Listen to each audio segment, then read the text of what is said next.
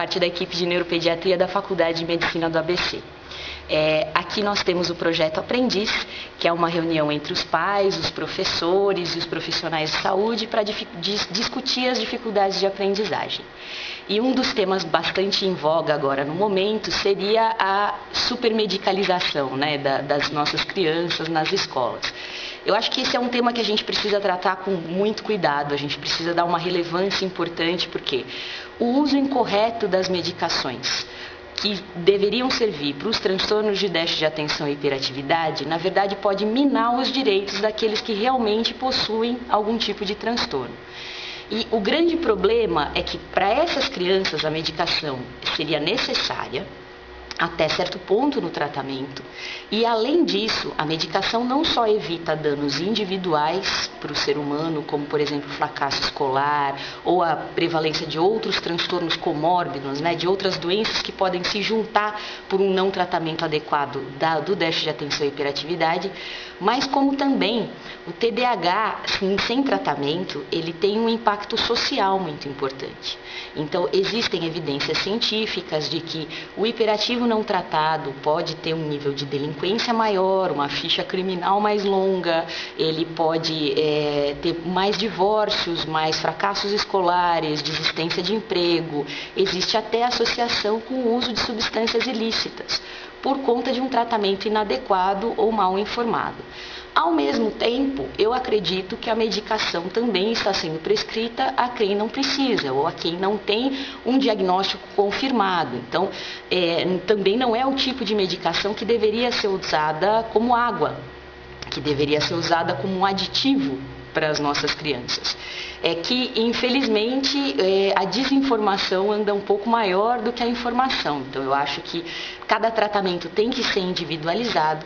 Alguns indivíduos com déficit de atenção e hiperatividade vão precisar apenas de terapia, mas o que a gente sabe é que existe uma grande melhora com o tratamento medicamentoso, que a gente não pode nem ter o preconceito de dizer, não, eu nunca quero dar esse tipo de coisa para o meu filho, e também ter o preconceito de dizer, não, nós precisamos dar para todo mundo.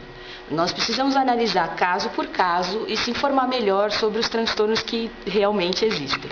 Agora, no caso da medicação, para o TDAH é o metilfenidato. Como que esse medicamento ele age no cérebro de uma criança? Na verdade, o TDAH ele não tem só um tratamento. O TDAH não pode ser tratado apenas com metilfenidato. Existem outras medicações, também estimulantes do sistema nervoso central, e existem outras medicações que podem ser utilizadas porque agem no mesmo eixo neurológico, que seria o eixo da dopamina, mas que não são nem medicações neurológicas, como por exemplo, existem antihipertensivos, a clonidina é um deles, que podem ser utilizados para o mesmo tratamento por ter um efeito regulador na adrenalina.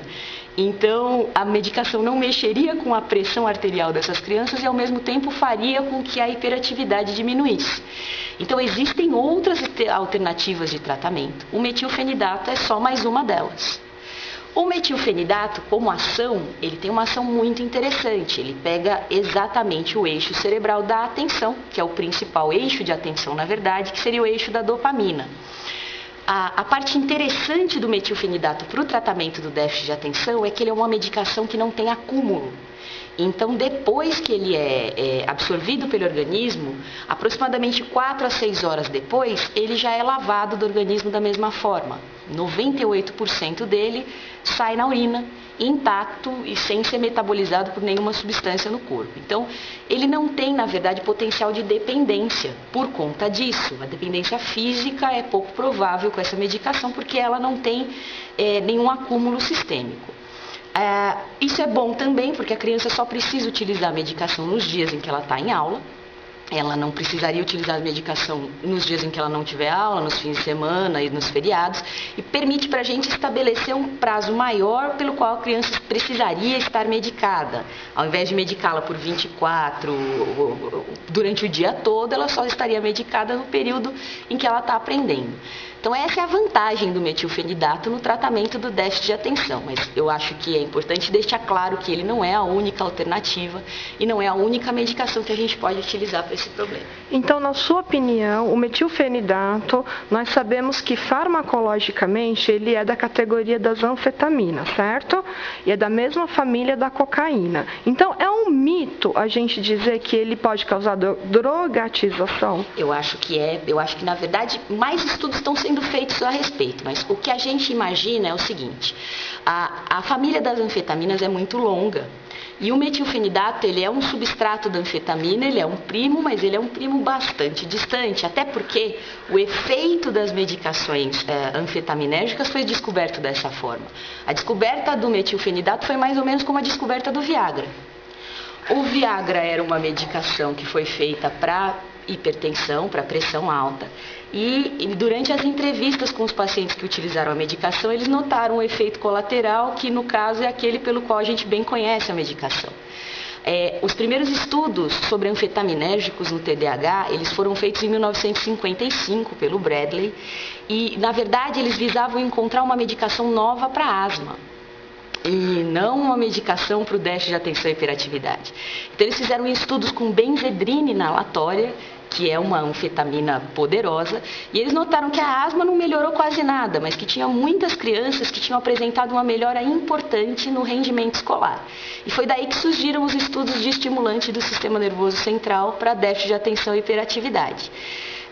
O fato dele ser parente de algumas drogas ilícitas opiáceas, eu acho que diz respeito justamente ao porquê o não tratamento pode levar à drogadicção.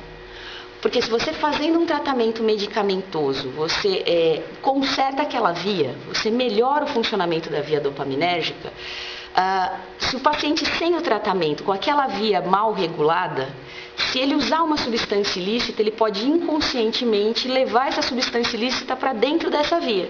E isso vai fazer com que ele torne a usar essa substância novamente e pode inclusive levar ao vício. Então, eu acho que o melhor tratamento no momento seria a informação.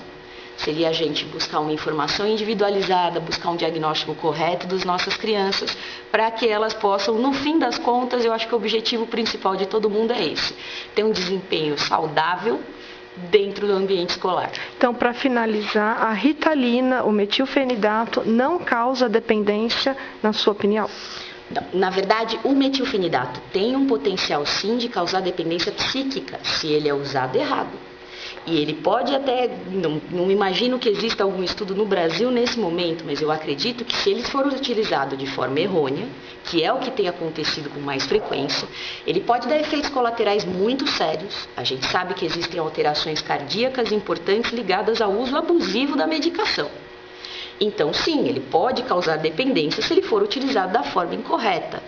Sendo utilizado para o tratamento das crianças de uma forma correta, ou seja, numa dosagem adequada e com crianças com diagnóstico fechado e que vão precisar de algum tipo de tratamento, eu acho que ele não é capaz de causar dependência.